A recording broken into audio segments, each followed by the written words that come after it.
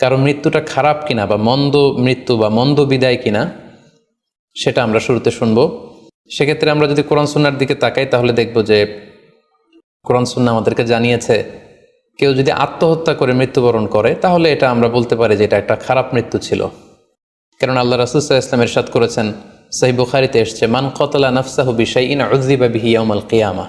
যে ব্যক্তি তার নিজেকে যেই জিনিস দিয়ে আত্মহনন করবে বা আত্মহত্যা করবে, কিয়ামতের দিন তাকে সেই শাস্তি দেওয়া হবে। লেটসে কেউ যদি ছুরি দিয়ে স্ট্যাবিং করে তার প্রাণ হনন করে, জাহান্নামে সে কেবল জাহান্নামের ছুরি দিয়ে নিজের পেটের ভেতরে এরকম ছুরিকাঘাত করতেই থাকবে, এটাই হবে তার শাস্তি। কেউ যদি বিষ পানের মধ্য দিয়ে সুইসাইড করে তাহলে জাহান্নামে তার শাস্তি হবে জাহান্নামের বিষ খেয়ে খেয়ে সেই কষ্ট বা শাস্তি ভোগ করবে। কেউ যদি গলায় দড়ি দিয়ে বা ওড়না পেঁচিয়ে গলায় ফাঁস লাগিয়ে সুইসাইড করে তাহলে আল্লাহ রাসূল সাল্লাল্লাহু আলাইহি ওয়াসাল্লামের হাদিস অনুযায়ী জাহান্নামে সে গলাতে শুধু ফাঁস লাগাতেই থাকবে। তাহলে আল ইন্তিহার মানে সুইসাইড, আত্মহত্যা করে যদি কেউ মারা যায় সেক্ষেত্রে আমরা বলতে পারি যে এটি খারাপ মৃত্যু ছিল, মৃত্যুটি ভালো ছিল না। তাছাড়া কোনো ব্যক্তি যদি কবিরা গুনাহ সম্পাদন করা অবস্থায় ইন্তেকাল করে, লেটসে কেউ মদ পান করা অবস্থায় তার মৃত্যু ঘটেছে, কিংবা ব্যভিচার করা অবস্থায় তার মৃত্যু ঘটেছে, কিংবা কারো উপর সে জুলুম বা অত্যাচার করছিল, এরকম বড় কোনো কবিরা গুনাহ সম্পাদন করা অবস্থায় যদি কারো মৃত্যু ঘটে যায় সেক্ষেত্রে বলা যেতে পারে যে মৃত্যুটি খারাপ ছিল।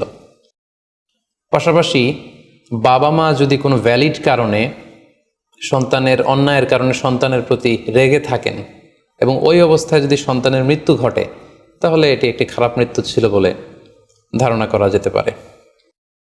এবং স্বামী যদি তার স্ত্রীর প্রতি রেগে থাকে কোনো স্ত্রীর অন্যায়ের কারণে এবং সেই অবস্থায় যদি স্ত্রীর মৃত্যু ঘটে তাহলে এই মৃত্যুটি মন্দ মৃত্যু বা খারাপ বিদায় ছিল বলে আমরা ধারণা করতে পারি। সবশেষে বলবো যে কোনো ব্যক্তির মৃত্যুতে যদি গোটা মুসলিম উম্মাহ, মুসলিম কমিউনিটি আনন্দ প্রকাশ করে, উল্লাস করে, এটাও ওই ব্যক্তির খারাপ মৃত্যু ছিল বলে ধরে নেওয়া হবে। কারণ সবাই তার অন্যায় থেকে, অত্যাচার থেকে, তার অনিষ্ট থেকে বাঁচার জন্য চাচ্ছিল, তার হাফ ছেড়ে বেঁচেছে। সো মুসলিম উম্মাহ যদি, গোটা মুসলিম উম্মার ভালো লোকরা যদি কারোর মৃত্যুতে আনন্দ প্রকাশ করে তাহলে তার মৃত্যুটা খারাপ মৃত্যু ছিল বলে ধরে নেওয়া যাবে। এই সমস্ত আলামতগুলো যদি আমরা খেয়াল করি, এগুলোর ভিত্তিতে বলা যেতে পারে যে তার মৃত্যুটা মন্দ ছিল, তার বিদায়টা খারাপ ছিল।